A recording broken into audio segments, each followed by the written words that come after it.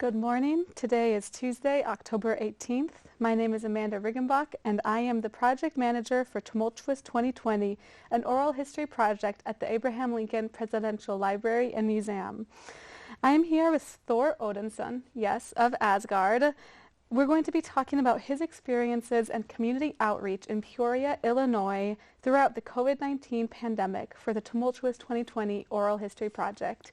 Good morning, Thor. Good to have you here. Oh, my lady, blessed is Thor to be here in these halls and in this land of Lincoln himself, the articulator and orator. Well as Thor, and better with thy company. Well, thank you. And, you know, we always like to start these interviews with the when and the where were you born? Well, I was actually born on Midgard. It was between my father and my birth mother, Jord, or Gaia, and my father, obviously, Odin. And I was born here maybe 15 or 1600 years ago. You start to forget after 1100 years, your memory starts to go a little bit. People don't remind you of your birthday as much, but hi. So does that mean you don't really have birthdays anymore? You don't celebrate? Oh, I do. It's August 3rd. I do. There is a celebration, but what number it is, I could not tell thee. You know, it's usually it's 1550. But I tend to think of it as like 1239 for the 400th time. You know. Very valid. Right. And you know, I will tell you, you don't look a day over 1,000. Oh. So. Thank you. Bless thee, but and so you mentioned your father, Odin, and your mother, Gaia. Obviously, I think many people have an idea of what they are, who they are, but could you give people a broader sense of who they are? Oh, absolutely. So Gaia is actually my birth mother, but my mother that I spend most time with is Frigga in Asgard. And much like her portrayal in the movies, she is a very calm, motherly lass. Probably the reason that Odin is not a huge fan of humans, she spent a lot of time with Fabio in the 1980s doing horseback riding lessons and puppet theater lessons. So he's not a big fan. And so in reference to the movies, the recent adaptations by Marvel Cinematic Universe, those versions of your mother? Absolutely. I would say on point. And Odin, very much so, you know, that same kind of father, very grumpy when he's on the throne, you know. But again, that is him on camera or in the comic books or other media, that is him in his moments. But he's very much like any other father. He spends a lot of time on the golf course, bickering with his ravens. Well, what was the point of that with that shot with a 9-iron? Well, why would you hang in a tree for 9 days if you do not have this wisdom to do? So he goes back and forth with his ravens very much. Like I said, grouchy, but much like any other father. Yeah. And the reference to hanging in the tree comes from the myth, which I guess is true, that, you know, he sacrificed himself for ultimate wisdom. This is the truth. He did. But with ultimate wisdom also comes the all-knowing, and he knows how the world will end, when will the world end. So much is a burden that comes with that. Thor himself is nay looking for such a thing. I would rather do what I can for peoples and speak out in third person. 'Tis what Thor does. So we've noticed. Oh, aye. And so which parent do you tend to favor in personality? Oh, I will. Oh, bring the wrath of them upon me, so be it, if I were to speak out. So, but I believe I take a little bit from both. From my father, I do gain a... well, I'd have to think about that one. I just burned him. But no, really from both I gained some strength, both in body and in mind, and just in my patience and peace. Absolutely. And how many siblings do you have? Oh, too many. Many brothers, Probably even more by the day, 'cause Odin is that old goat.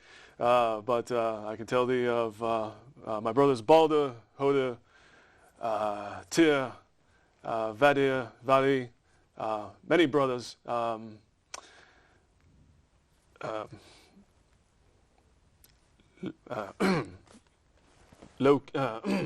Loki is considered a brother. I may not have heard of him, but he's... And one of my questions was going to be if you get along well with them, and so Loki seems to be a point of contention.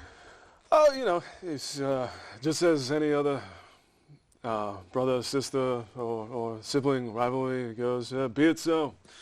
I don't know why I find myself reaching for my hammer when I hear his name. That's interesting. Oh, but yes, Loki. We have our disagreements, our conflicts. There's a bit of strife, but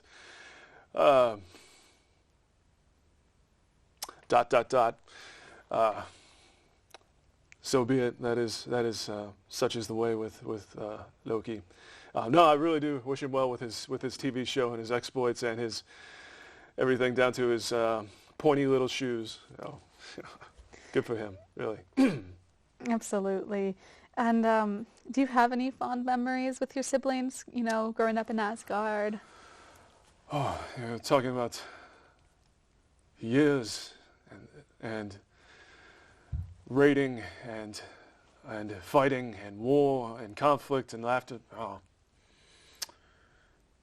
it's so. Just last night. Last night I was out with my brothers. We were at the Midgard Tavern, the Scabbard, I believe, or was it Bjorn yesterday? It was one of those Viking taverns. Yeah, it was one of those, and I was out with my brothers, and just beer after cask, and some legs of lamb or what be there, and it was Balder. He bumped into the invisible woman and said, "Sorry, I did not see you there." And the amount of foam that cometh out of Vadir's nose, and Hoda, who laughed so hard that he actually fell backwards and broke his chair. "I did not see you there," to the invisible woman. It's a joke. You had to be there. But we all had a good chuckle and a good bellow. It's one of those times. Absolutely. So it seems like you, besides Loki, you tend to get along with them. Oh, indeed. Aye. We do share responsibilities about Asgard. They are gods of their own. And to keep the peace in Asgard, to keep the peace in Midgard, and in the Nine Realms, I depend on my brothers. And, you know, what about some not-so-fond memories? Not so fond memories. Well, well, on my ride over here this morning, I found my vehicle of choice was overfilled with popcorn shrimp from my brother Loki. That was his way of wishing me well on my interview this morning. So that was nice of him. Whether it be something of such, or if I'm going out for a run, he's been known to throw a bucket of meatballs, or turn my uniform into a tutu. Yeah, it's sort of the thing that goes on with Loki. So there's about 2.5 of those incidents every day. I would not be surprised if I turned into a rubber chicken in the midst of this interview. If I do, you have mine apologies. If it happens, the show must go on. The show must go on, and I will cluck, and it will be well, and it will be good. That's all we can ask. And so modern media really has found a niche in Norse gods and their stories. You know, we were just talking earlier about the Marvel Cinematic Universe. You know, I think Thor, Love and Thunder is pending to come out in 2022, is it? I believe. Yes, next year. And then, of course, there's, you know, comics that go back as far as, I think, 1950. And then, of course, the book you recommended to me, Neil Gaiman's Norse Gods. Do you have any favorites of these? Personally, I do have my favorites within each. I do enjoy the the monologuing and much exposition that went into the old comics of Thor, where it would spend a very much amount of time, dealing with a villain, but zounds and aghast, and it would go on for pages at a time. But then these new comics are more story-driven, and they're very exciting to read. I will say an exaggeration and maybe a little bit of embellishment of my real adventures, but most exciting. And Neil Gaiman's Norse mythologies and most Norse mythology reading is just exciting to read, and recounted as it actually helps me remember, oh, did I do that? I may remember this. That story of Thor being dressed as a bride. I don't recall. I'm pretty sure that didn't happen, though it is written in very many places. I'm pretty sure it did not go that far. Certainly not as long as the garter dance that they described. Or did they not describe that? That didn't happen. Well, would you, since you brought it up, though, would you mind sharing I with did not the bring audience? that up. No? No. Well, there it was. One day I awoke and my hammer was gone. Now, when I awake and my hammer is gone, that is like you awaking and not knowing where your car keys are. This happens maybe every other day. So, immediately it was blamed on Loki, which was correct, but it had fallen into the giant Thrym, and what Thrym wanted was Freya, my stepmother. He wanted Freya. So we concluded that the only way to make this exchange happen was to dress up myself as Freya in full wedding gown and enter Thrym's fortress, get underneath his eyes, and take the hammer back from him. And just when he had been drunk enough and we were ready to exchange vows, did I find mine hammer and strike him down and strike down all the giants in the area. Now again, people will say, oh, he got all the way to the garter dance, and he headed all the way up to here, and he was enjoying himself, and this and that.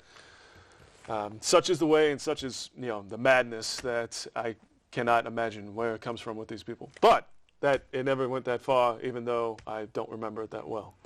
Well, my memory of the story describes that you quite enjoyed the feasting of the night. I think going so far as to eat 3 whole boars at one point. Does that sound like you at all? That sounds absolutely like me. I'm surprised I did not do more, but maybe I was a little distracted at the moment. Perhaps. Maybe 3 boars and 8 casks of ale. It was a big night.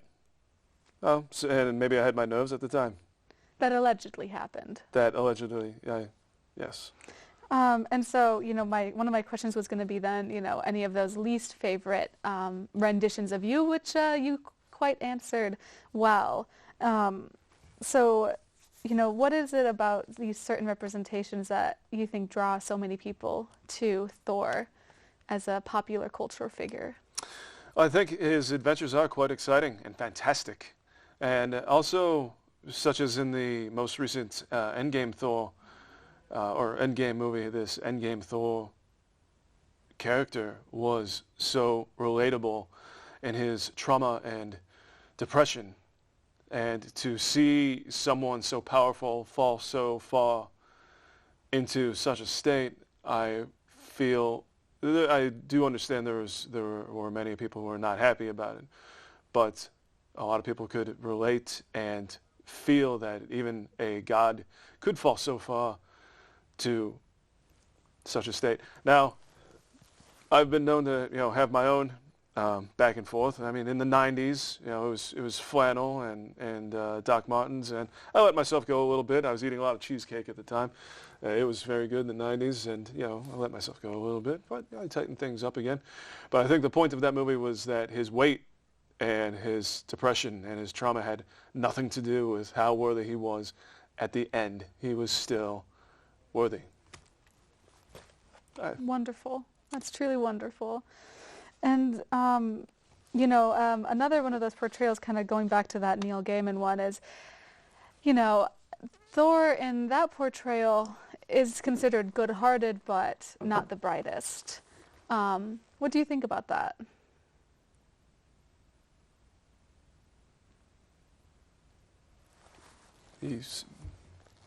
He wrote that. So he said not the brightest.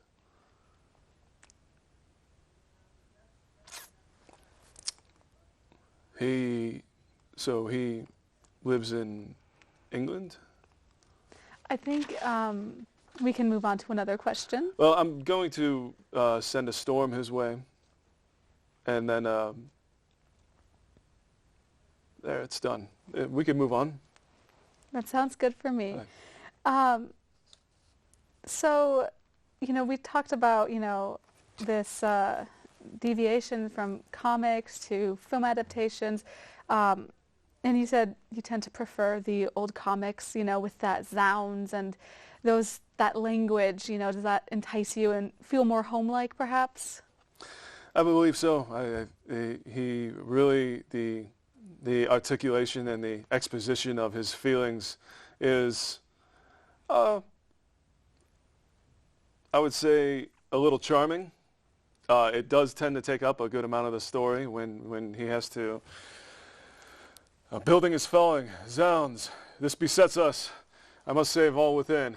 Zounds. It can be a little bit full, but again, I just find a little bit of charm in those, and there's a bit of a love story that goes along with he and Jane Foster, and these reoccurring villains. So it does have its place. Absolutely. Absolutely. And, kind of moving a little farther ahead, we're currently sitting in Springfield, Illinois, but I believe you've made your home base in Peoria, Illinois, which is about 70 miles north of here. It is correct. I actually have a small plot of land that is my home that I would call Asgard unincorporated in Peoria. And what was it that brought you here? Well, there is a good amount of heroes here in Illinois, between firefighters, doctors, nurses, and just frontline workers. And I'm semi-retired now. I don't do as much heroing as I used to. So this was a good place for me to come. And as it just happens, you have a bit of a goblin problem here in Illinois that I've been seeking out. I don't know if you are familiar with such. They were in my sink last week. They were in your sink. So I've been following them just from any other detective work, usually their Instagram pages and such, and you can see where they're going, where they're moving, and it is a issue that need be stamped out. So your sink. They're gone now, so we're good. Astonishing. Yeah. And so what made you choose Peoria? What was it about Illinois? You said there was those heroes, but was there anything else deeper there that drew you to this place? I did have some friends who I had met from Illinois before, and who had gone up to Asgard and attended Asgard Technical Institute. And so we had gone back and forth to each other's places, and I said, I like the cut of the land here in Peoria, and Illinois is a beautiful place. I do like the cut of the land and the golden falls here, the storms. And so it seems like a good place to do some semi-heroing, semi-retired heroing here. Absolutely. And you mentioned your educational background. What is that like? Well, I did joke around a little bit and say I went to Asgard Community College. It was a little bit of a joke. I think I would have flunked Asgard Community College, but no, we had any kind of training that anyone would have up in Asgard. Weapons training, magic, potions, shadow puppet theater, anything like that would be useful. Wonderful. So a good mix of physical training, but also the arts, it sounds like. Indeed. And war, of course, for these are the things that we need to know to keep the realms in check. And also a little bit of humor, for these are also the things that help keep the world in check. Our relatability, our humor, and are joking around with the light elves, the dark elves, the dwarves, and the frost giants, who not understand a single joke that we say. Like if I had thrown around I just bumped into the invisible woman, I did not see you there, they would just stare blankly. But still. Does that mean that you approach conflicts with humor first and then violence? Most of the time or you throw a pun out before you actually have to throw your hammer. If it is a frost giant, it's starting to get warm in here, and you wait for them to get it, which might or might not happen, and then they must be obliterated into thousands of atoms. But I guess such is the way. You will see it's in the comics. Is it getting hot in here? Pow! Aye. Zounds. Beset, forsooth. Yeah, and so then kind of going back to your being based here in the Midwest, what is it that keeps you here specifically?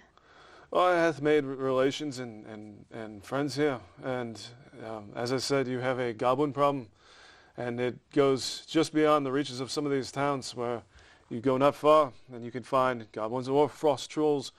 Just this morning, I was dropping a wee one off at school, and right there in the front yard of someone, like a plethora, I've never seen such a thing, but one after another of ghosts, skeletons, all kinds of monsters that doth need such a smashing. The homeowners were awed and jawed, I think, and a bit of a jaw-dropping, but they needed to know that these monsters were, overtaking their home. Are these goblins, do they tend to be naked to the common eye, or unseen through the naked eye? Oh, no. In fact, some of these goblins are actually put up by the homeowners themselves, such as this morning, as I saith. So it's like a legion of goblins in this front yard of some people next to some gravestones. This cannot be. And so they needed to be, there was some slaying, and the homeowners and the wee ones were a little upset, which I understand. These goblins tended to be a little thinner than most and cardboard, but I could not allow it to continue. So mostly a big increase this month of October. Do you find that you're billed by insurances ever? I do have. I have some lending, some legal. When as it turns out, this morning these were decor of Halloween, which I may understand, and so I'm having shield deal with that. But I was just doing my job as asked, and must be done. I see. I must look up Halloween. When I will Google that this day. I would recommend it. Oh, appreciate it. And so, the purpose of this interview is, talking about your experience with the pandemic. But before we get there, one thing that really, I think, drew me to you was that outreach that you've built. You talked about that semi-retired hero work. Tell me some of the, or how did it start? Well, I can tell that I was out with a running group. I used to do a lot of flying, and nowadays flying is a little tricky with the Federal Aviation Administration, the FAA, and the Federal Aviation Recording Terminal, the FART, both keeping track of how you're flying. They need to know, how far are you flying, Thor? Are you going for a carton of milk? Are you going to get your driver's license renewed? There's so much paperwork that I have decided to start running. Well, I've joined a running group. When I joined this running group after my first run, I had a pair of wee ones who came up to me and said, Thor, and we love you, and we'd love to talk to you. And they did, and we talked very much about the comics and the movies, and I realized I love children, and the joy that doth seethe from them, and just the serenity that came from this whole experience, I realized I needed to spend more time making smiles with children. And so I have joined a charity group where we go out as superheroes, whether it is to a hospital, a festival, maybe a sporting event, and we meet with children, take pictures, throw out candy. Children take the hammer, lift it up. They want to know if they were they bonk their brothers and sisters on the head. I need to take it away from them. That is why I may even bring the axe out, because that gets you into trouble very quickly, forsooth. So I have done a lot of charity work with children.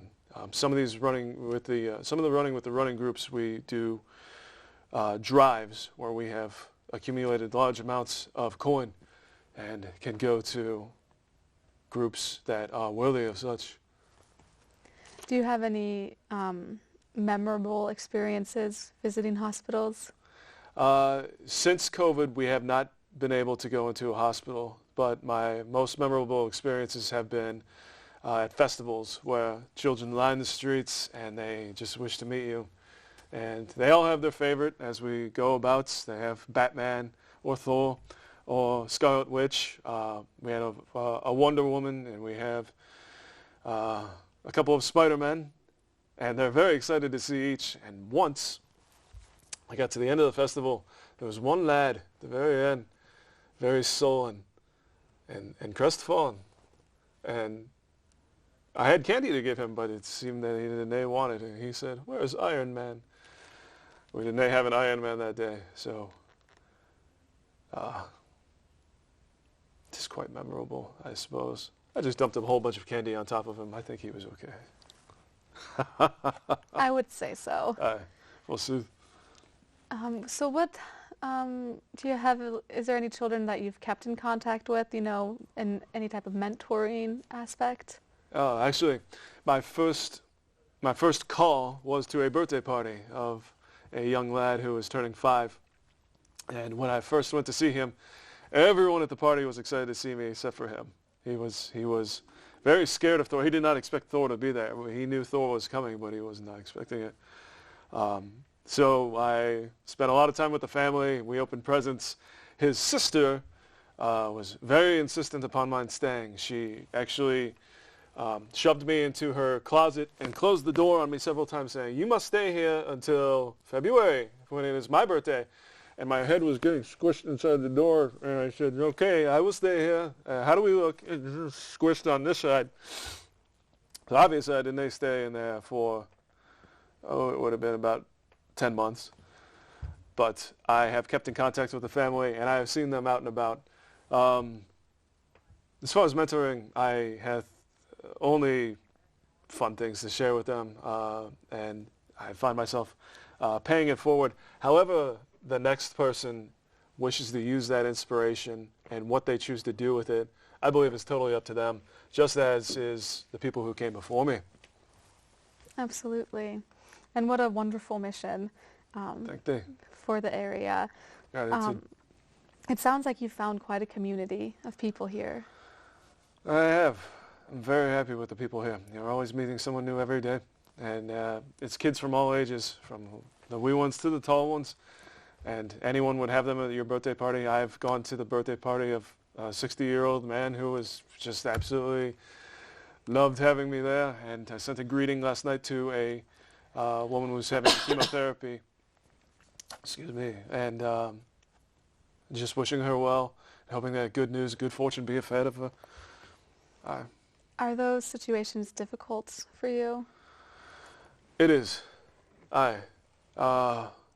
One thing that I definitely feel very strongly is mine heart, and you want to do as much as you can for people, and sometimes it goes over your limits. Absolutely. One moment, please.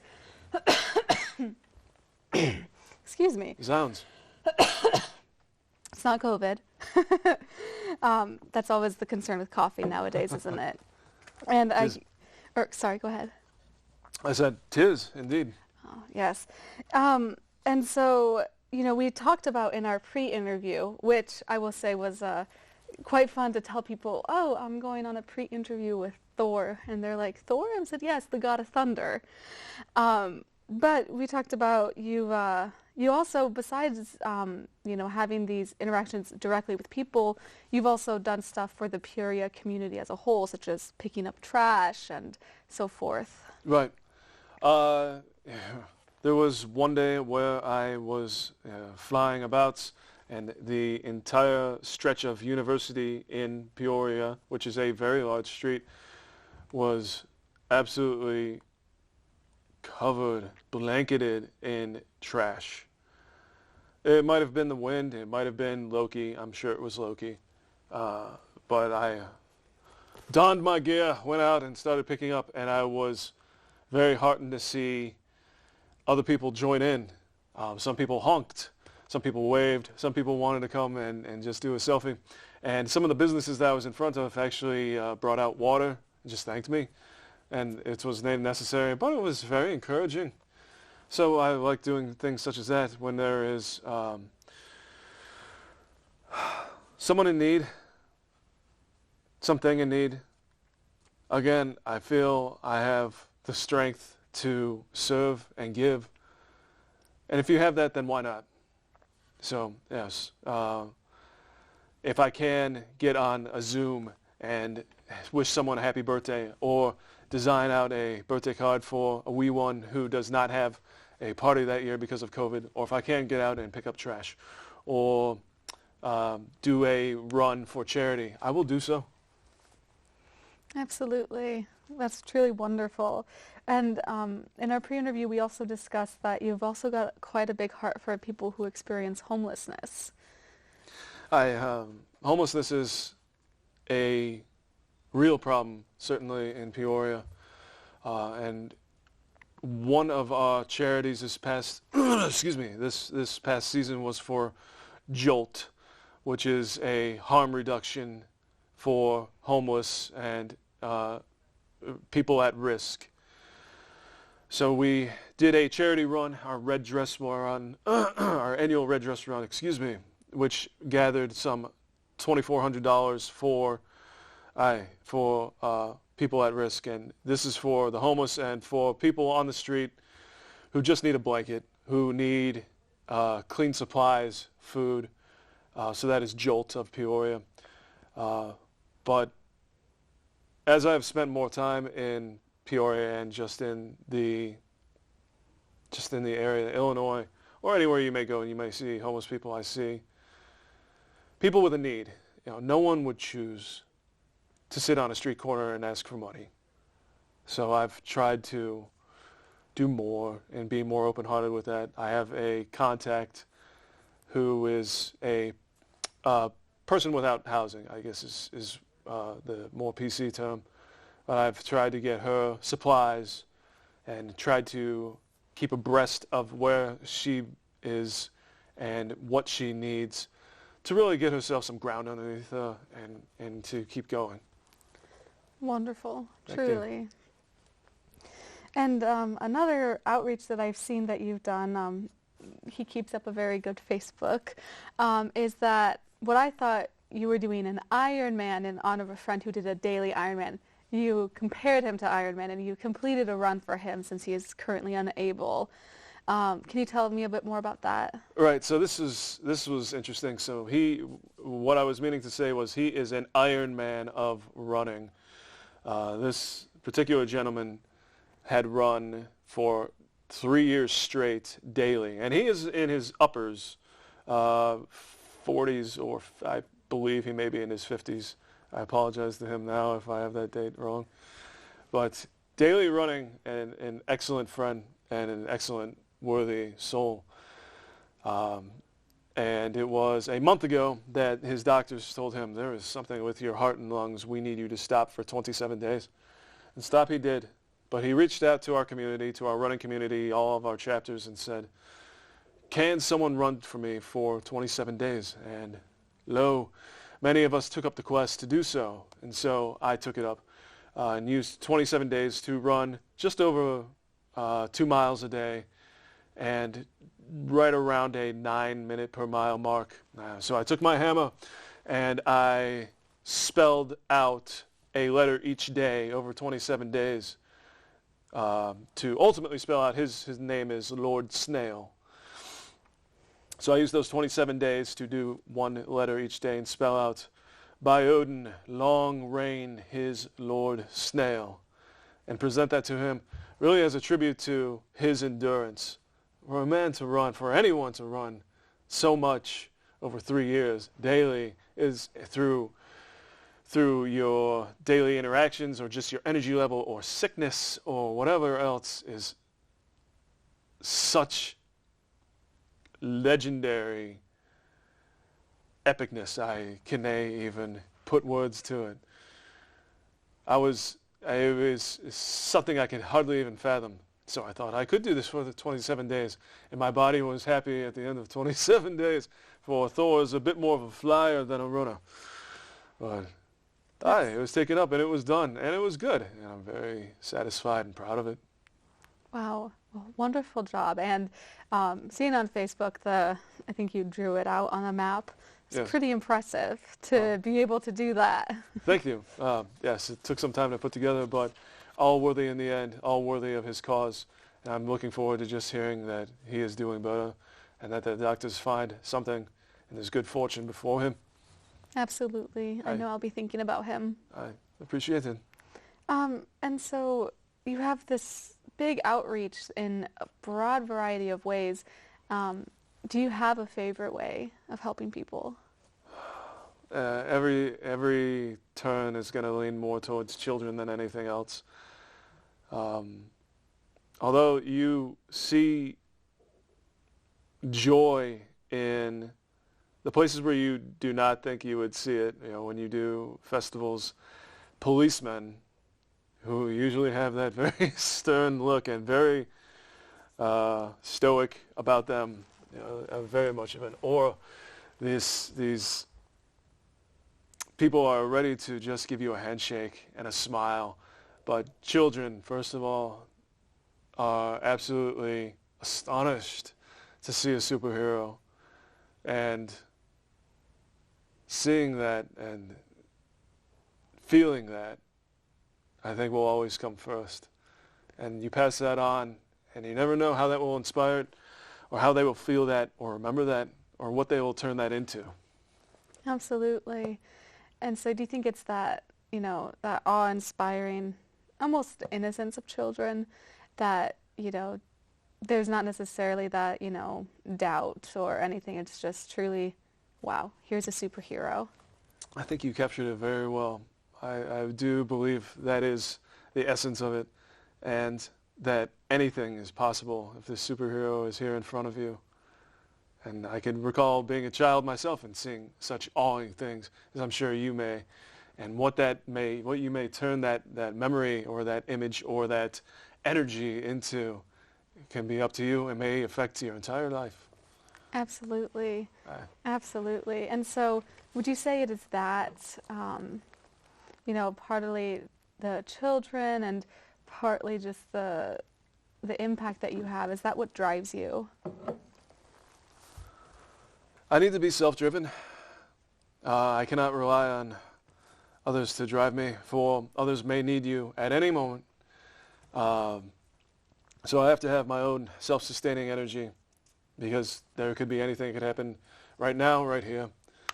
But their energy is a contagious energy and force that certainly gives you an extra drive, even in your lower moments, that makes you want to keep pushing. I look at old pictures of me standing next to the wee ones, whether we are at a festival or a run, and I look at them and it gives me strength, indeed.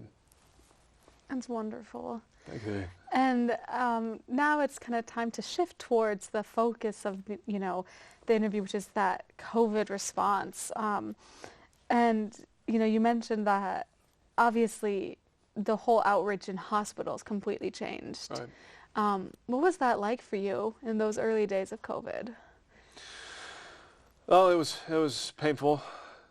as it probably was for anyone else. There was so much uncertainty. I had friends who were affected by COVID the very weeks that it started, and I had no idea, nowhere to start on how it would affect them or others, or it was absolutely unheard of. Children were affected with their schooling. We looked out for them. There was, I think uncertainty was what captured it best. We had absolutely no idea what to look for next. And so reaching out as Thor was a little bit on the back burner, but when people asked for me, I was there. I made a birthday card for a young man whose birthday was just in the first days of April. And he was upset that he did not have a birthday party because he could not have friends. So I made him one from Thor, and he and his father made me these Van braces as a thank you, and we still keep in touch. And I sent him another card this year because he is such a good man and a master. But one of the things I did do was I got onto Facebook, and I found myself doing a lot of humor. So if you look into the very old days on Facebook of my page, there's a lot of humor there. I was trying to do 2 or 3 jokes a day. I actually pressured myself to do such because the one thing I could do was keep people laughing. And I was very worried for my best friend who had come afflicted with COVID, and I could at least make him laugh every day because I had absolutely no clue what was going to happen to him next. He did survive. He is fine. He is back to his normal self. But when we knew nothing in those first days of COVID, it was very frightening. Absolutely. There was I think the word of COVID would be uncertainty. Uncertainty. I believe that is what encapsulates those first days best. Absolutely. And so it's, to a degree, hopeful the way, though, that you were able to pivot and that you were able to, do things online. Did you ever do anything with Facebook Live? That seems to be the thing that people did a lot of. I did not do Facebook Live. I was rather new to Facebook at the time. I had not done much other than use it to connect with my fellow runners. And then I started to reach out to friends a little bit, but not a whole lot. But I found myself doing a lot of humor. I would do more videos as people were challenging each other to do, what was it? Tape a beer against your garage door and press the garage door opener and then drink your beer as it's going up. I'm sure you did that. I'm sure all of us are familiar with it. Maybe we're not. But I ran and my Viking helmet fell off and the beer dumped all over my face, and it did not go well. And there was a brother and sister crossing the street as the garage door opened, arguing with each other, who stopped dead to watch my clowning around, and I had to wave at them, and that was the end of the video. But I was doing things such as that just to keep people laughing and try and keep things up a little bit. That's not a trend that I had heard of, but as you know. I'm certain in the pre-interview you said that you had done the same thing. Well, we're on camera now. That must have been a different Amanda Riggenbach.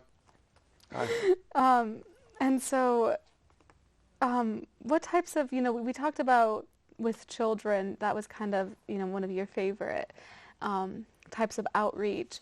How did you try and change the way that you were able to, reach children? I mean, I know you mentioned making cards. Did you say something about doing Zoom chats with people? I tried to do, I would do a Zoom chat with people just to stay in contact. But most was, as things were getting as we were starting to get more of an idea of what was happening here, I would throw on a mask and I would go to a birthday party and wish someone a happy birthday. Or I could do it over Facebook. Really just sending a message was a lot to someone. So I have done birthday parties. I've gotten more requests to do birthday parties. Some from older people, which, if you're 80 years old, let's party. I will bring the hammer. You bring the drinks. Let's do it. But that was how it went. And now that things are settling down, or at least we have an idea of what is happening here, I could go out and do those things, and so be it. Absolutely. Do you think that that uncertainty of the pandemic helped people begin to embrace that inner child a bit more, hence, having more older people invite you to parties? It certainly made us all step back a little bit and realize the things that were really important. And me going out, I feel just trying to make people happy was important, and I feel like a lot of people picked up on that. I do believe that there's some people who just see Thor and maybe they don't want a part of it, but a lot of people, I think, especially during COVID and very hard times, were ready to embrace it. Absolutely. Aye. A little bit of fun. A little bit of fun. Aye. And the Heroes group that I work with, is their whole thing is, let's make smiles. And I believe a lot of people were ready to smile about anything. Absolutely. Yeah, that's something that I was going to ask about also was, when was Heroes Inc. founded? And Heroes Inc. was founded, that was 12 or 13 years ago, by Bobby Lee in Pekin. He is the Batman, or the Man of Bats. He's not accustomed to my Asgardian language, so we have many problems with our translation when I call him Man of Bats. He understands not what I'm speaking of. So, forsooth, I have to pull back my forsooths and my zounds, and I gassed. He needs a translator on site. But he has been doing this for 12 years and has been accumulating heroes to just go out and, for nonprofit, do those birthdays, do those festivals, do those sporting events, just to make those smiles, just to make someone's day. And I believe that is what drives him, and he needs that, and it is very important for everybody, and it touches a lot of people. how did you get connected with him? Well, I had actually, when I'd gotten into the newspaper, I had some people had found me, and I had been in contact with him, and I loved it. He was non-profit. We would go out, and if someone called that day and wished for us, we would go. You do not need to shell out any coins for us. We're there for you, and it's fun to be had for all. And he's a very lovely human being, very humorous. We fall right in line with our style of hysteria, so we connected right away. I knew he was the one I would be following, this Man of Bats, even though he understands not a single thing I say. And that newspaper article, which appeared in the Peoria Journal-Star, which is the local newspaper there, that's also how I found you, which, what a lucky coincidence, I suppose. Yeah, so this was really interesting. Someone had seen Thor running around town, and they had seen Thor shoveling sidewalks, and they got in contact with Phil Luciano of the Peoria Journal-Star. And so he had found me by going down our street where I had been located and asking people, and then inserting his business card into our door. I had just flown back from a trip of beating down storm giants. I was ready to take a rest when I found this in my door. I was like, oh, what have I done now? Maybe I lightninged his car. I know not, but when I got in contact with him, I realized, oh, he wanted to meet Thor. He was a Thor fan. He wanted to understand the story, just as you. And I filled him in. It was a go. It was most excellent and an honor, again. Absolutely, and how cool that he was so diligent to try and find you. Oh yes, he went out of his way, and my neighbors know he was down the street, and would you happen to know Thor? Thor is 3 doors down that way, so my neighbors know who Thor is. He's the wacky one on the block. Be it so. And how did it happen that you were interviewed by Phil Luciano? Well, when we got into contact, he just said, I would love to come over to your house, meet you, meet your wife, see your things. I had all my hammers out, all my axes, all my old Thor comics that I read through just to see what Thor is up to. And we had a lovely discussion, and a week later or so, he wanted to take have some pictures taken of me downtown. standing before the buildings in Peoria, and it turned out great. It was a very windy day. Myself was before these great buildings, my cape billowing in the wind, my hair glistening in the sun, and it all worked out. No meatball subs thrown at me from Loki that day, so it was a victory in true triumph, and it was good. And lo, it was great. Wonderful. Wonderful. And, you know, that happened, you know, that interview was kind of right in the middle of COVID, wasn't it? It was. Did that open doors to more outreach for you? Well, this was the one that once it got into the paper, I heard from a lot of people, not only from some of these groups, but as you said, the paper reached down here. Old friends had reached out and said, "You're in the paper, and it's not in the obituaries, and it's not in the police and courts. What's going on there in Peoria?" So I had friends even as far away as Arizona who said, "What is happening in Peoria, Thor?" And so we reestablished contact, and this may have been college friends from 800 years ago or further back. So it was an exciting time, and many doors were opened up. Absolutely. That's wonderful to hear. And, you know, kind of going back to that focus of the pandemic, you know, there have been so many of those communities that you help that were very badly affected by the pandemic. Have you noticed whether it was children being affected very strongly or people experiencing homelessness? You know, has that been something that, you know, you saw, like it being very difficult? Children are so resilient, and I did not see them affected nearly as much as I thought. You know, we explained to them how dangerous this is, and how important it is that we wash our hands and stay far apart, and they listen and take it in. I did not see them affected nearly as much as one would expect. I feel the homeless or peoples without housing, their population, is always, it's such a sad story. And they just have so much against them.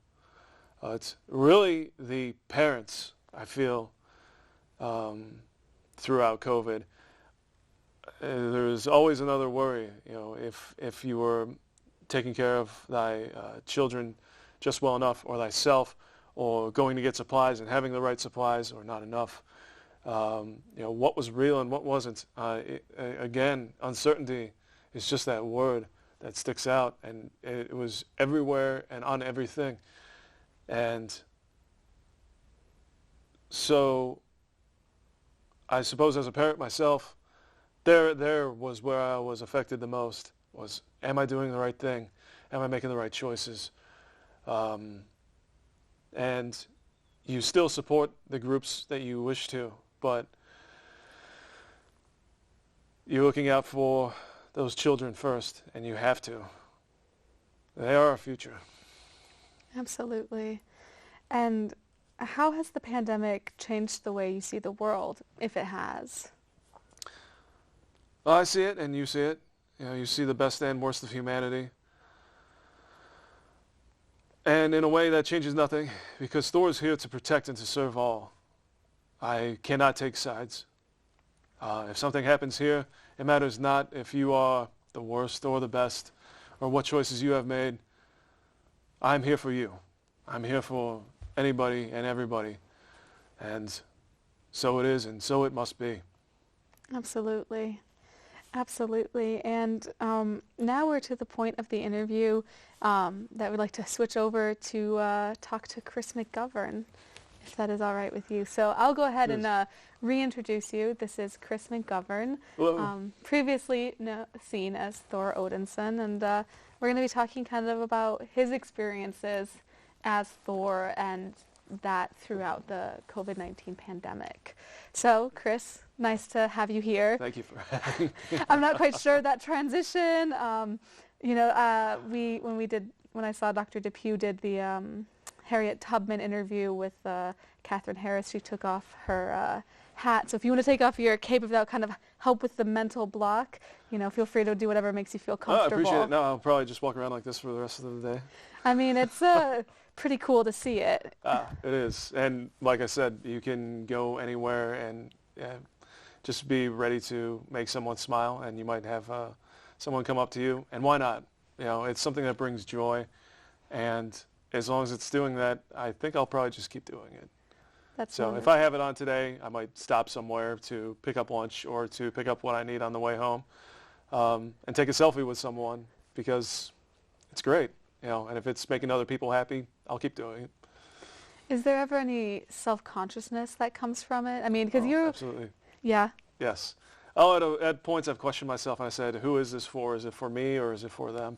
And many hours I had to sit back and take a look at that and really fathom, like, wow, how big does this get, and what does this really mean? But in the end, I decided that I could be happy doing this, and I could be happy just seeing other people happy, whether it's about me or no.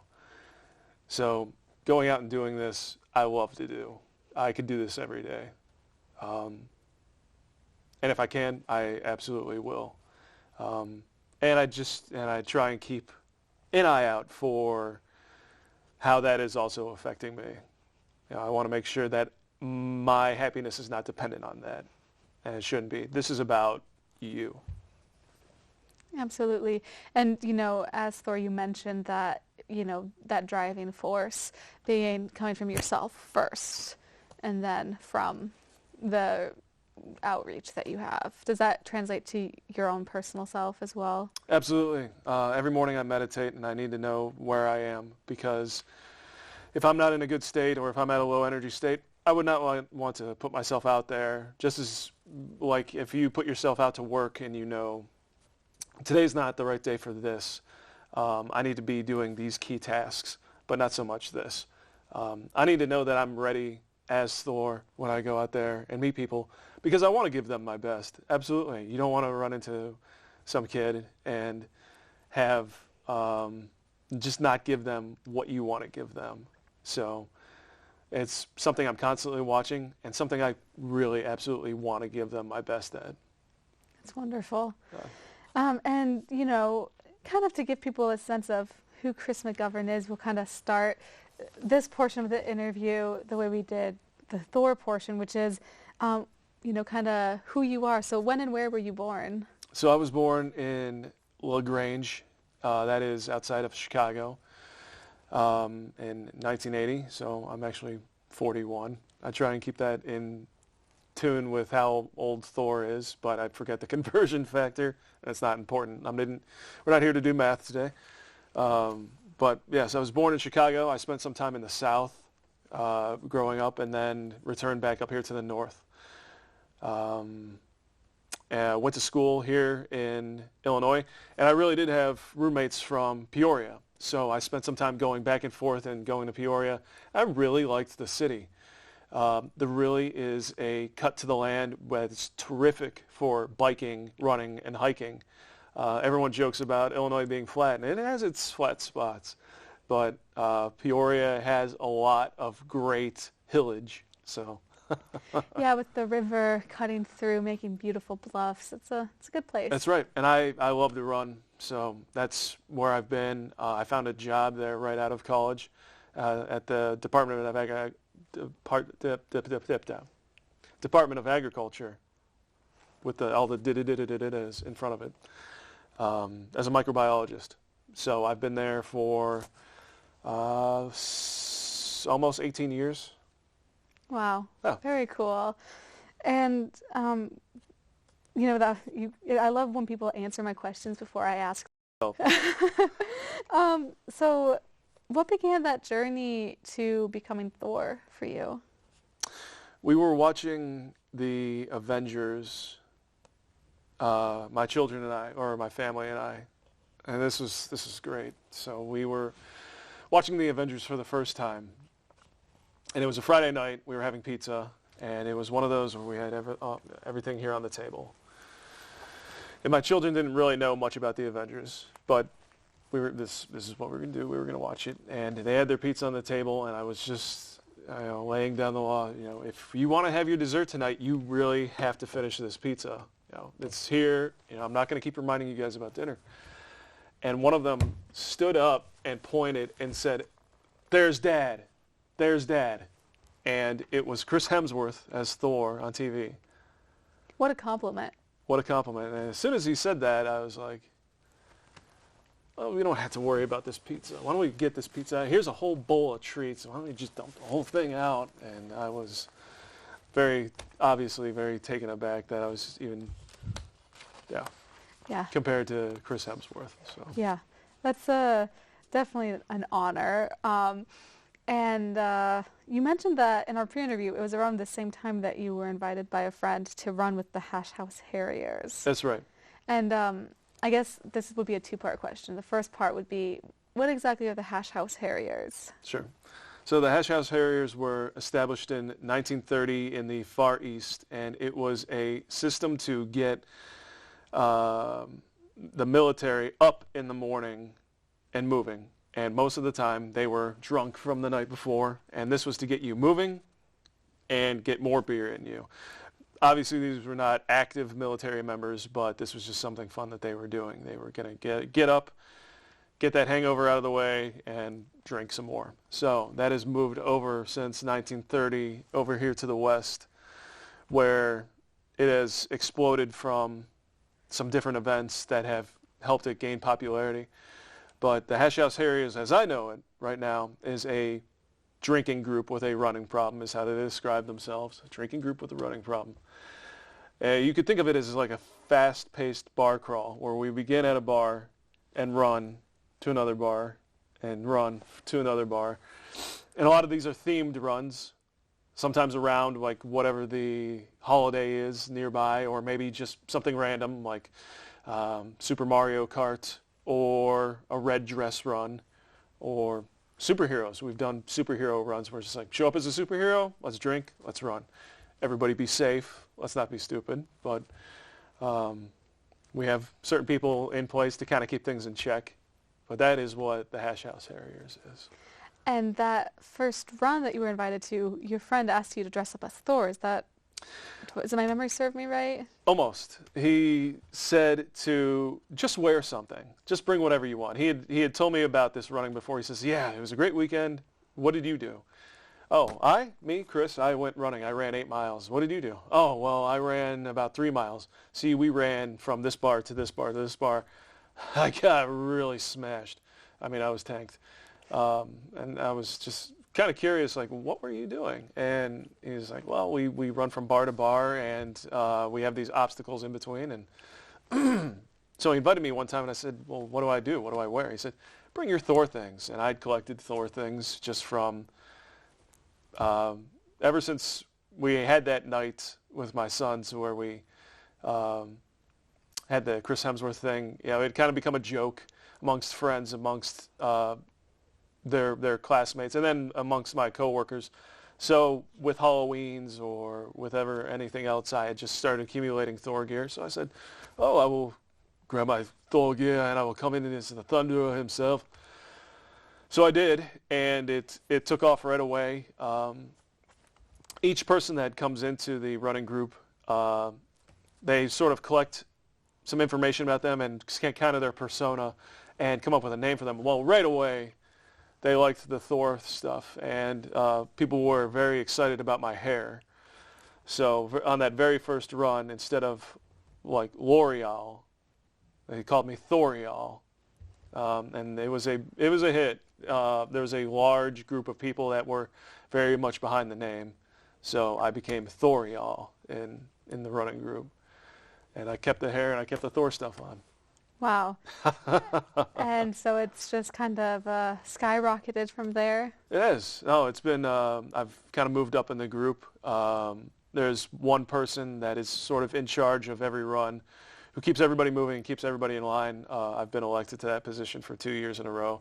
And I love it because I always bring in my own thing about it, and bless us, O Odin, and If we do not reach the end, may we be found in Valhalla this night with much glory, much ale and goats and more glory and more triumph. And people really buy into it, and it's just a lot of fun.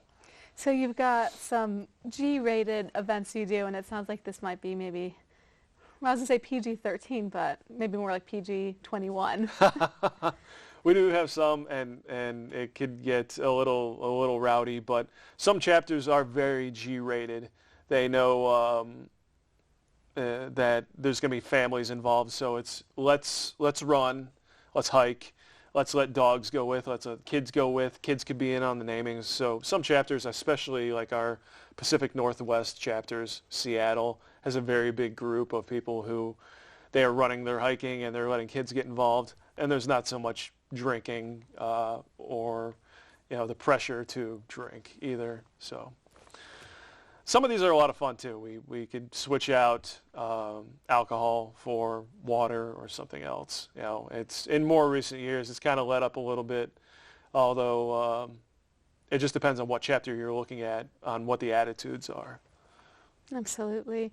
And about kind of what was that time frame? I know you had mentioned, and it was in 2016 that your sons saw you as Thor. And was it the same year that you joined the House Harriers? No, that was probably a little bit after. They had mentioned, you look like Thor, so I started. I think I was Thor for Halloween that year. We were all superheroes, so they're like, well, Dad has to be Thor. So we had Hulk and Iron Mom, and I think my other guy was Spider-Man. So I just started accumulating Thor gear, and this was sort of a side project, kind of fun to make. So it wasn't. So it was a couple of years actually before the House Harriers, and they knew that I did.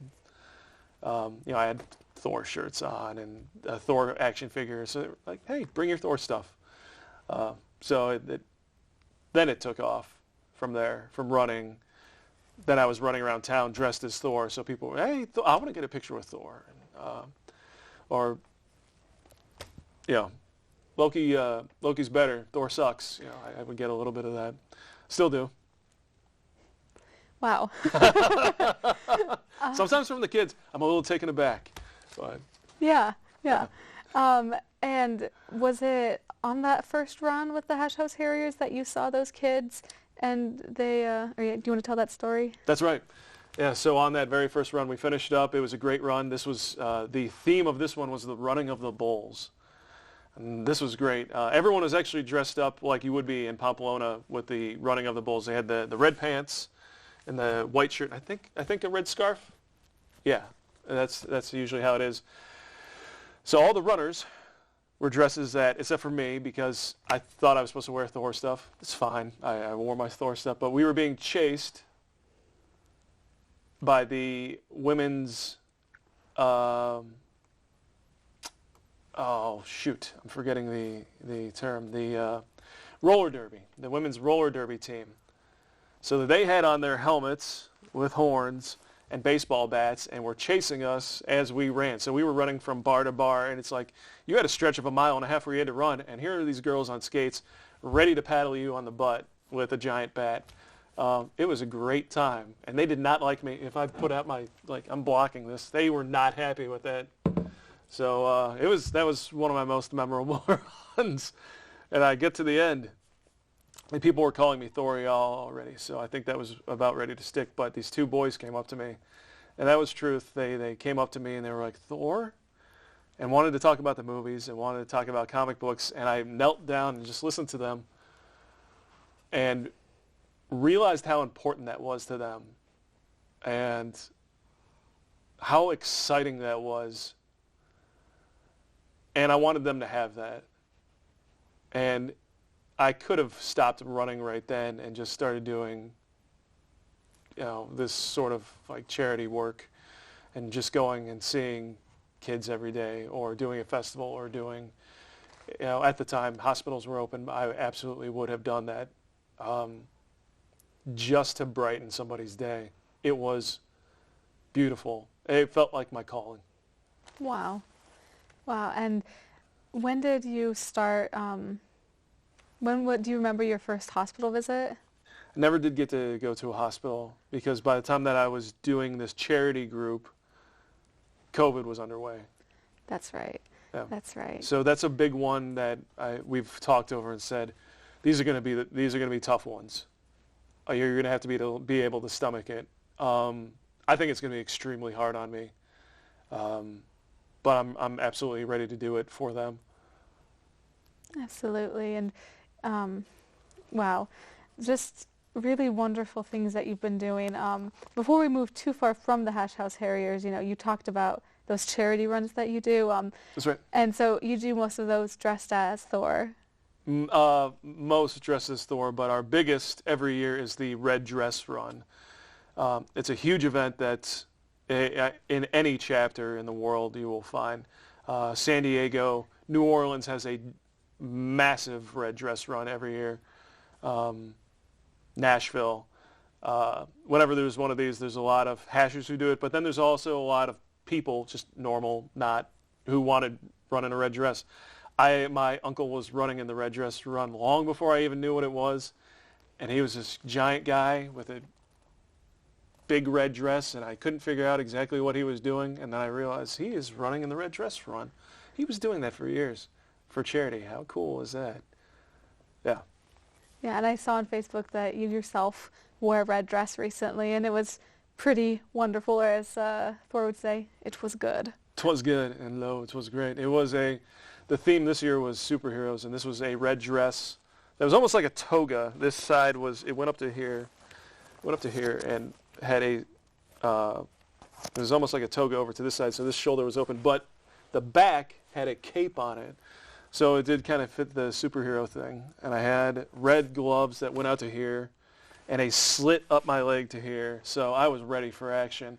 I had a wonderful picture of me wearing it just before the race started, and I turned to my friend and I said, "This thing is great. I can't believe that it didn't blow up." And not even a minute after I said that, the zipper, not able to hold in that much glory, just blew off the side.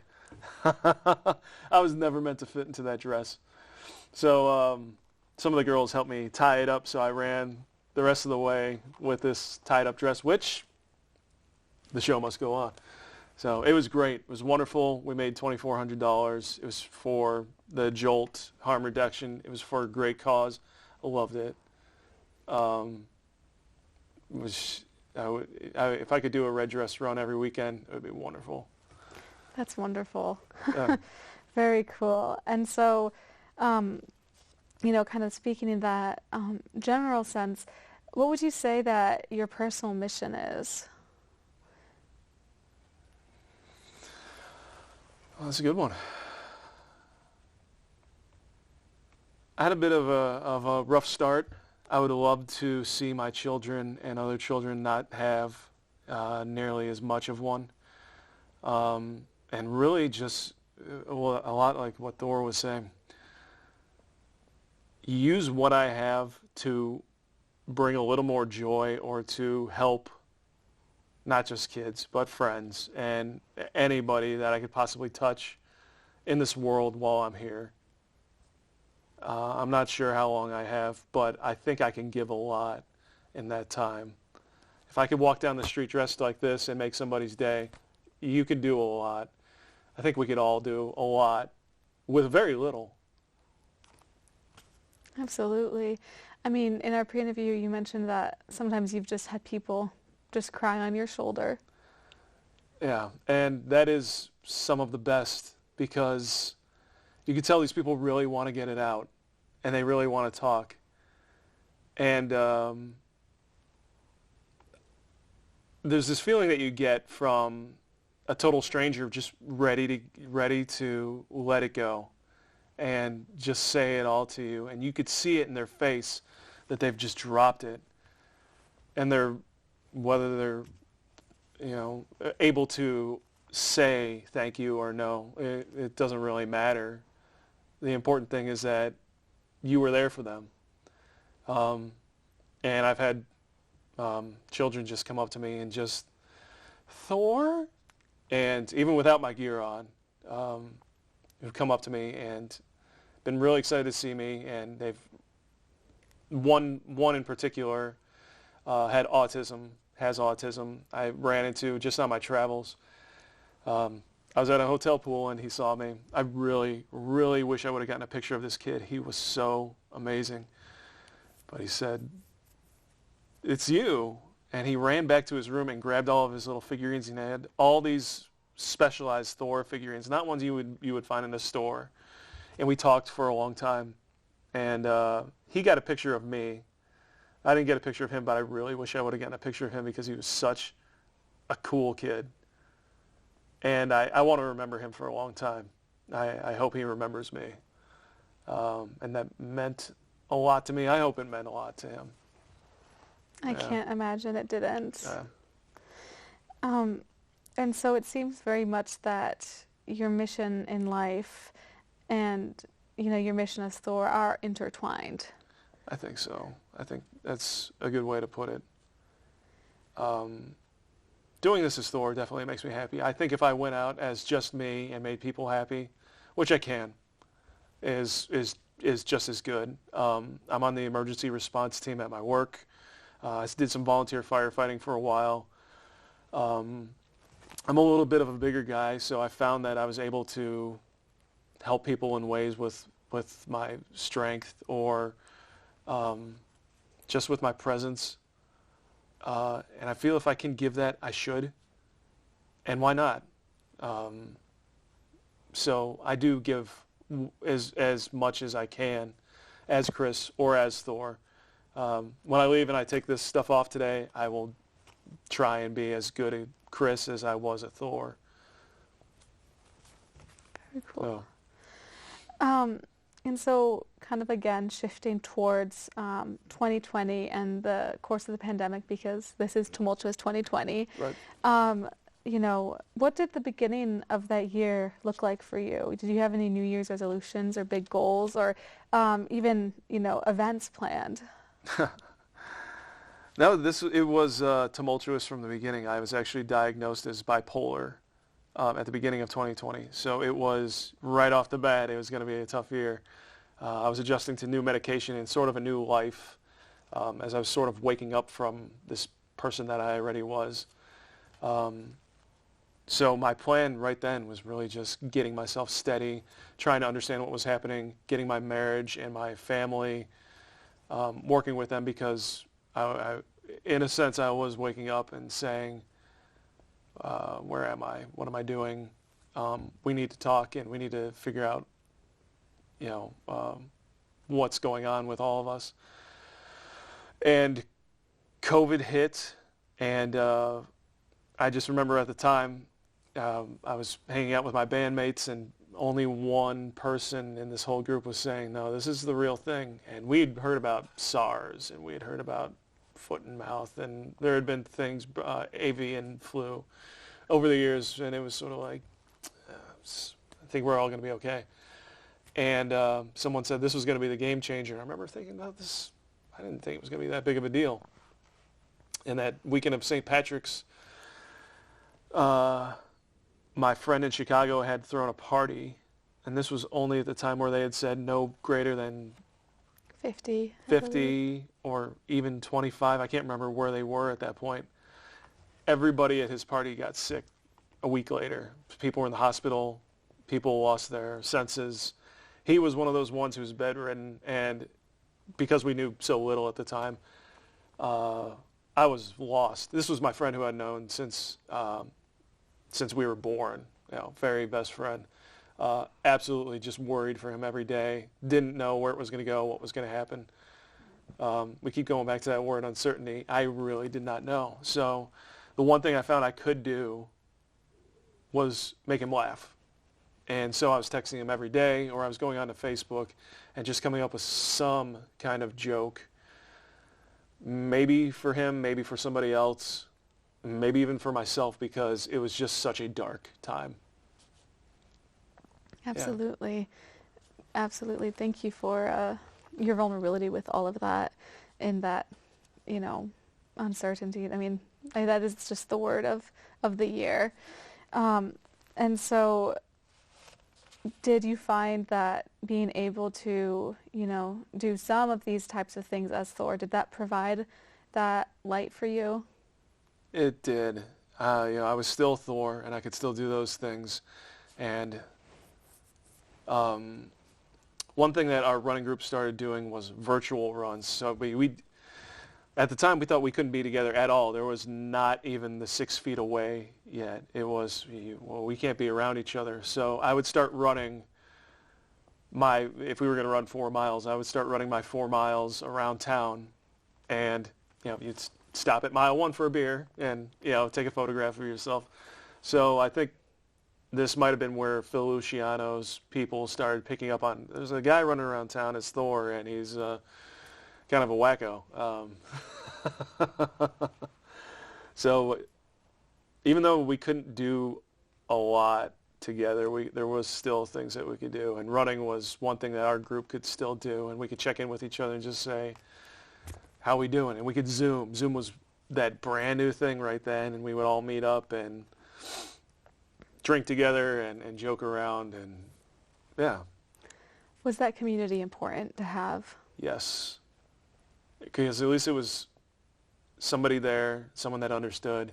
And it was still my running group friends. We were all safe. Nobody at that time was sick, so it was, sort of on the extreme side of, oh yeah, I'm staying home. I'm not going to work. I'm not putting myself at risk. Let's stay in. Let's check on each other, and let's Zoom. And that was really important because it was really scary out there. Yeah. Absolutely. And yeah, that was, my question is, well, for one, actually, I didn't realize that you were in a band.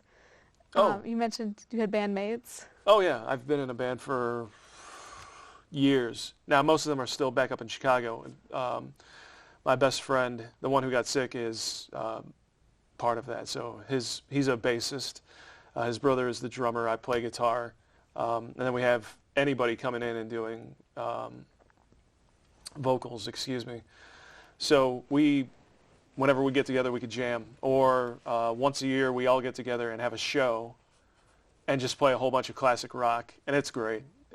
It's just the best time. This 2020 got canceled. I guess I wasn't playing. 2020's show got canceled. And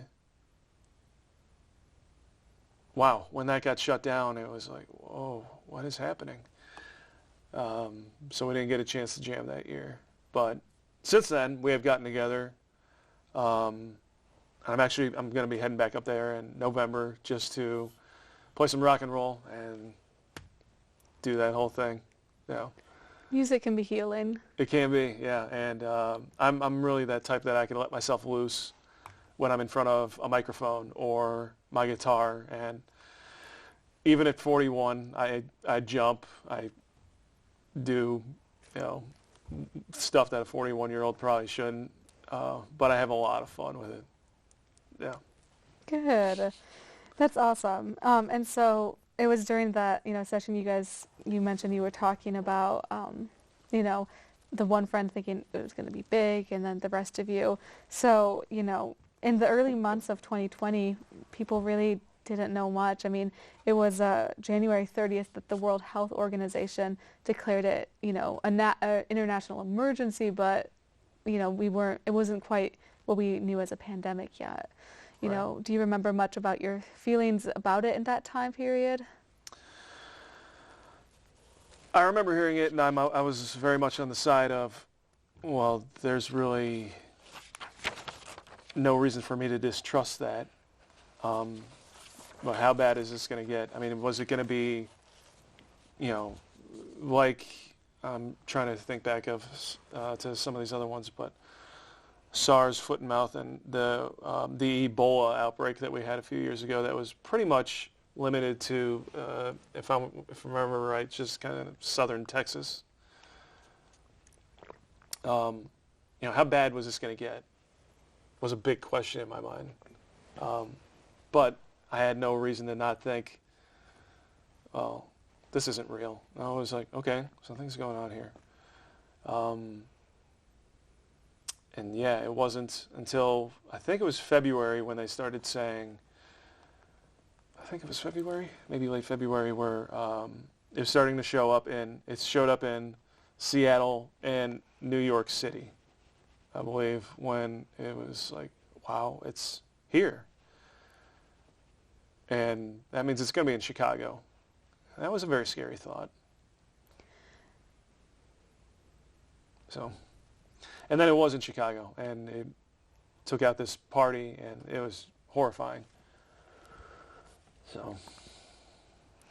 Yeah, on January 30th, the second case of COVID was found, and then by March 20th, there were 585 cases.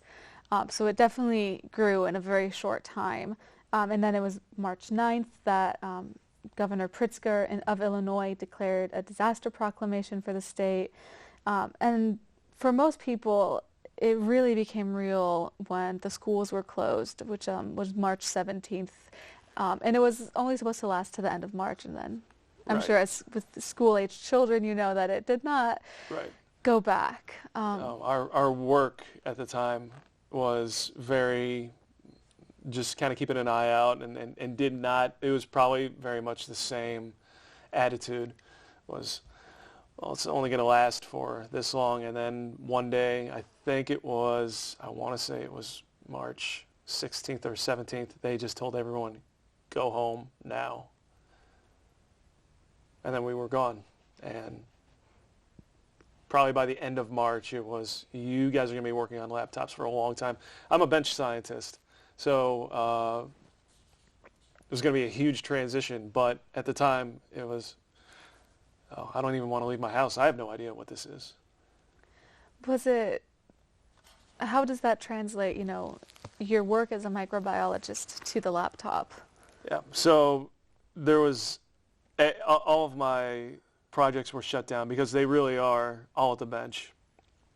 So all I could do at the time was go through lots and lots of databases trying to find, so what I normally do is look at genes of interest in fungus. This is the fungus that's attacking the corn. That's all about our entire nation. But since it's just a huge product here in Illinois, what is causing that rot? And, what else is it doing? I'm looking at this fungus, and I'm trying to find a way to shut down its production of toxin and get it to stay alive, because we don't want to reintroduce something else or have it be taken out and have something else take its place. But I wanted to put it back in and have it not be as destructive. So my work became searching all these databases of genes, of which one of these genes is interesting and which one should be the next one that I play with once I get back into the lab. That work did not last very long. So a lot of days were sitting there and waiting for emails. But again, at the time, because we really didn't know, I was okay with just, okay, that's cool. My kids had homeschooling on their laptops, so a lot of time was dedicated to that as well. Absolutely. So you were working, but you were also teacher. Yes, I was one of those. And the biggest thing with homeschooling and their virtual learning was just connections. As with a lot of kids across the states, it sounded like we're just this immediate change, which was unprecedented. There was no one was ready for this. The kids, the teachers, and any IT that was involved with this. So everyone was trying to do the best they could, and I really appreciated. It seems like everyone stepped up. Yeah, they did. We had to get through it, and we did. We were going to. So I was very thankful for that at the end of the school year. Oh, yeah. And then that summer, it felt like things were starting to lighten up. Testing was under control more. May, we went into phase 2, which meant outdoor seating for restaurants was allowed, and some of those restrictions eased. What were you thinking at that point? I believe, even still thinking into May, that I can't remember exactly what the CDC was requiring, but our family always followed that we're scientists. We had no reason not to listen to scientists. But it was just about keeping safe. The vaccine hadn't even been mentioned at that time. I did not think it would be anytime soon. So we were just trying to minimize our contact. My parents were still up in Chicago. They are the parents that always want their grandchildren. They did not want to see us. That was extremely hard. So it was just a lot of time, spending time, all four of us together, indoors, not seeing friends, and just being as safe as we could. Yeah, that was the beginning of summer. Absolutely. I mean, was there any point in 2020 that there was comfort with doing anything in person? You know, when the 6 foot rule was kind of established, and being outside was, more safe. Did you guys start doing runs again? Did any of that happen in 2020? We did, and we did, and we established 6 foot apart. And how we did that was we had sticks, and the sticks were 3 feet apart. So it was basically hitting each other with sticks to say, okay, yeah, we have to stay this far apart. It was a great idea, but this happened during our annual run called Spanksgiving. And what happened? Everyone was hitting each other on the butt with sticks. And I saw a shot of someone's Facebook page that said, does anyone know what's happening here? There's people running down the street dressed as turkeys, and someone is hitting the other guy on the butt with his stick. That's my running group. Could it be anyone else? No, there's nobody like us. That's wonderful. And so that was, November, and then by December, I believe it was December 15th, was when the first vaccines were available to healthcare workers and long-term care facility staff and residents. With your background in science, were you excited about this? Did you have your concerns, I was excited about it because I understood how it worked. I understand mRNA. I understood what was happening with the immune system in response to being injected with this. I was surprised how quickly it came about. And of course, at the time, there was, the FDA didn't say anything. But it was like, it's there. And I suppose maybe I was listening to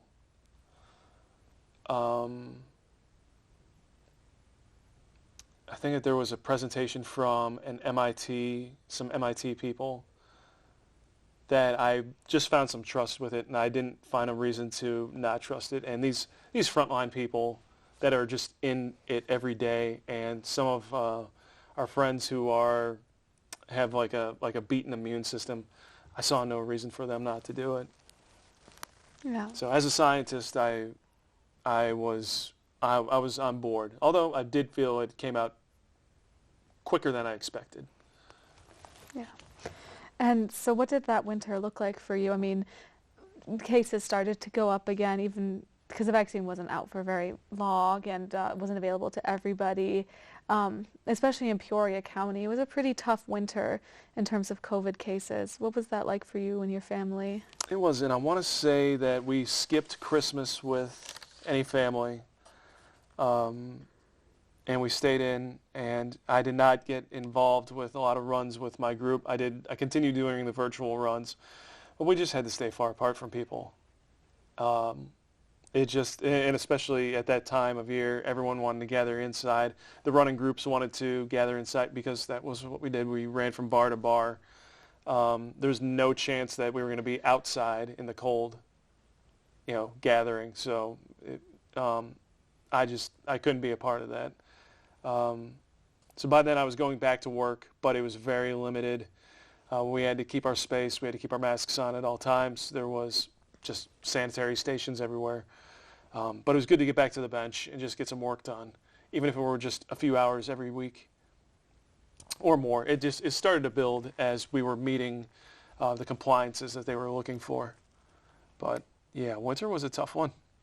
Yeah, absolutely. And I imagine that it was difficult if the House Harriers were having some types of events and not being able to take part of them in person. I imagine that would be difficult. It was, but I just was still on board with some of these. We just turned into virtual ones. It's like, you know what? It's 1 degree out, but if anyone wants to run. I'm going to be going. You know, we could go 6 feet apart, or we can do a virtual thing where we all run where we run, and then we check in. And I did. There were a couple of days where I ran by myself, and I remember there was one day that was -1. That was great. Yeah, ran in the snow, had all my Thor gear on, and I'm pretty sure someone spotted me during that, because you always get a wave or a honk. Yeah. And you mentioned that you have a more athletic fit instead of, because this is, I imagine it's real leather. Yes. Do you always run in this, or? In this, no. This is because of the boots and because of just the weight of this. I could not run in this. This is usually for sitting down and talking, or if I'm going to a festival or something like that, I'm going to be walking just a little bit. But I do have, like underneath this, I actually have like a Thor athletic shirt. I have a cape and gear that's more, it looks more like a running athletic style stuff, and running shoes that kind of fit that whole thing. So I have that just for running. Yeah. This, I would not dare run in. I would probably hurt myself in a few steps. Valid. How did you actually, I know we were walking in, you mentioned that it's custom made. That's right. Yeah, no, when I joined the charity group, they led me towards people that could make a costume for me. And that's what I had done. So I had all my measurements done, and I love this thing. It's great to walk around in, and kids think it's the coolest. And people ask if they could borrow it, which is kind of weird, but kind of cool too. You know, you're the real deal when people want to wear your clothes. Can I borrow that? Can I borrow your hammer for what? Oh, take the hammer. Go ahead. You know, scare your boss with it or something. Wonderful.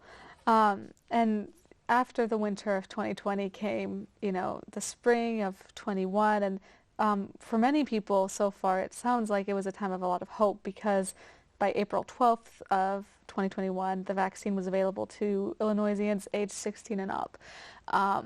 And so by June of that year, we were in phase 5, which some people might have, there's a lot of different opinions about that.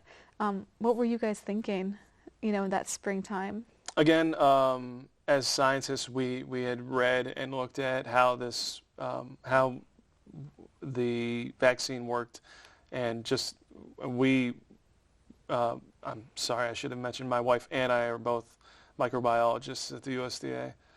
So just the understanding of mRNA and how it was going to work with our immune system, I had no reason to doubt that it wasn't going to do what they said it did.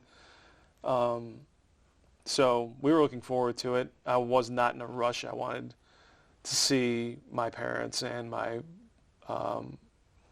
in-laws get it first. But as soon as I saw an opening, it just happened to be like a day at like a 6 o'clock or something that no one had grabbed. I was like, oh, sure. It was like, if today is Tuesday, it was Wednesday at 6 o'clock at the health department. Sure, I'll grab that. And I did. And then we just went from there. Yeah. Were your boys ready to have life get back to some semblance of normalcy? I think so. They both excelled as soon as they got back to school. They never really complained. You know, maybe once in a while I hear about having to wear a mask all day, or, you know, but never like, oh, I have to soap up all the time, or, oh, I'm around these people, you know, who keep their masks like all the way down here. No, they get to see their friends again. They just have to follow the rules around the house. One is 11 and about to turn 12, so we're looking forward to that. But yeah, life getting back to a little bit of whatever the normal is. Yeah. And that'll be one of my concluding questions, is about normalcy. And so, unfortunately, though, it was later in that summer when the CDC started recommending masking again, after things were pretty loosened up. Did you guys have any fears about Delta, or were you just, you had your plan, what you were doing? I did, because, again, I didn't understand Delta. I assumed that it was a new mutated strain, and I think this was even before they said that they came up with the 95% if you're vaccinated. It didn't matter. I wanted to protect myself as well as possible. Plus, whatever germs you're carrying around and then you're spreading and putting on your doorknobs and your kids are touching them. I just didn't want to have anything to do with it, not even take the risk. So in the summer, we were on vacation, and wherever we went, we had our mask on. We used hand sanitizer. We still do. And that's just what we do and what we did. So. So what would you say your vision is for a new normal, and what is your new normal at the moment? I have absolutely no idea. Every time I try and come up with a vision, it's never even close. You really never know what to expect. But gosh, I would just love if we could beat this thing. And the less kids who get sick, the better. That's the worst. Yeah. Absolutely. And did your views on the pandemic change over time?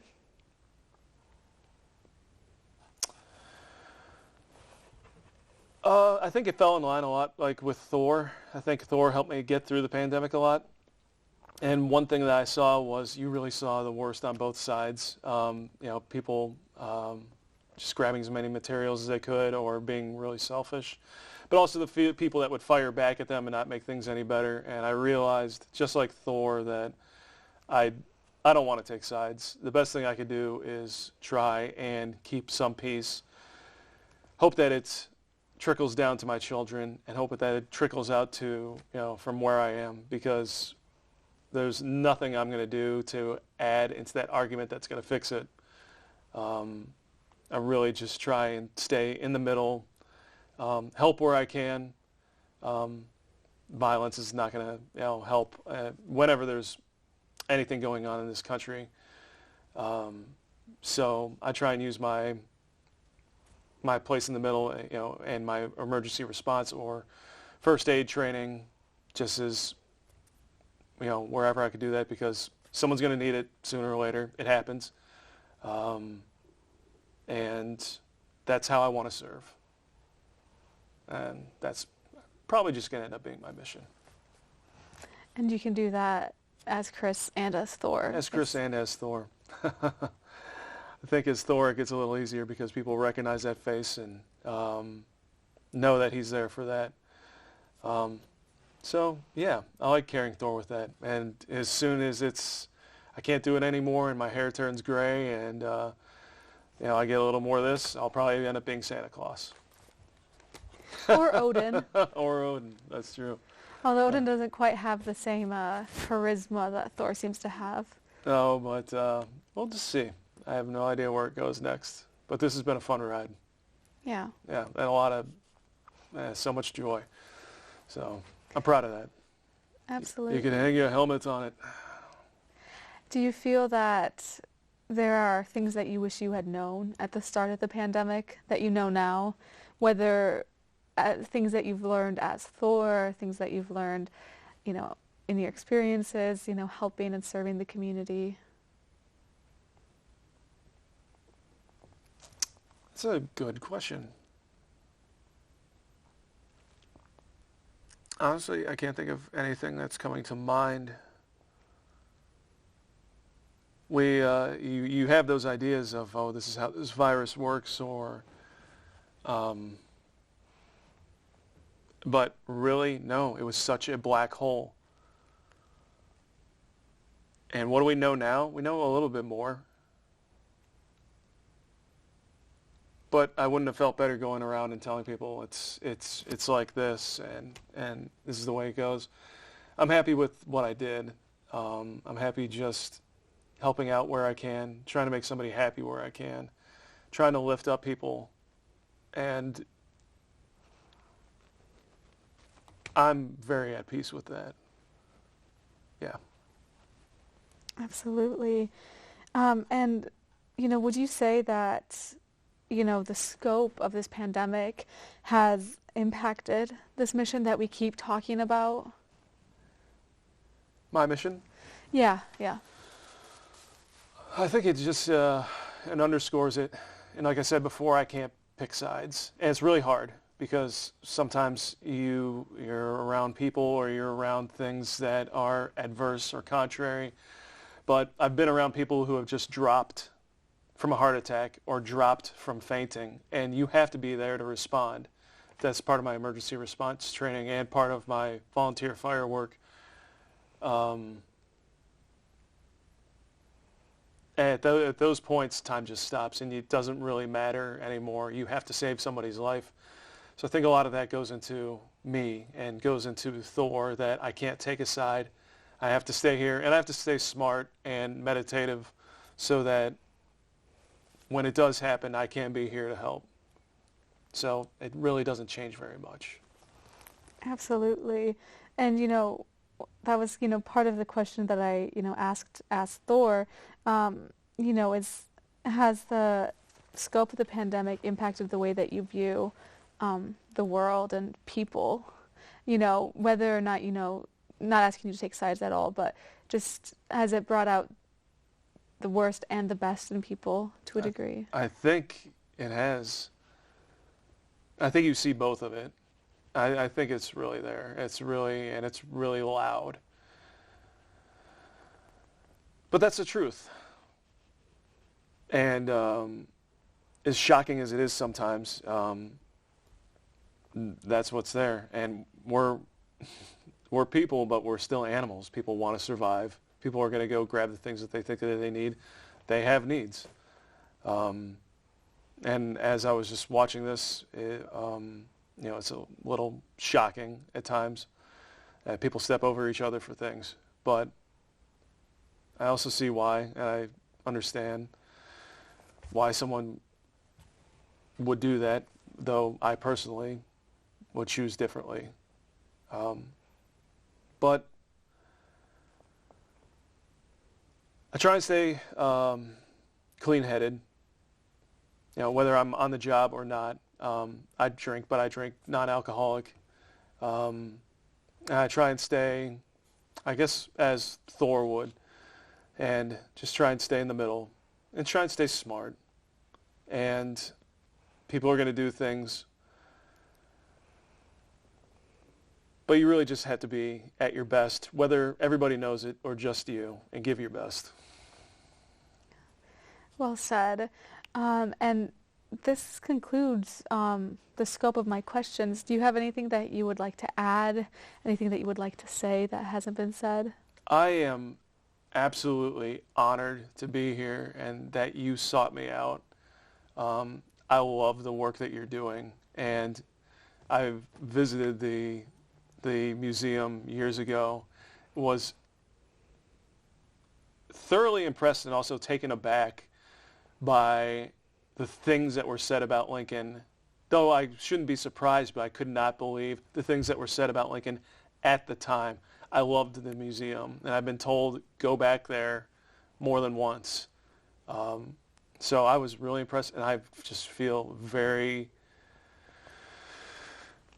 it is just such a pleasure to be here with you and with these people and to take a part of this, and I really appreciate you inviting me. So thank you very much. Well, thank you. I mean, this was a wonderful interview, and getting to interview you as Thor and as yourself was just truly an honor as well. So thank you. And, this concludes this interview, and thank you so much to the viewer for watching and listening to this interview. Thank you. Fairly well.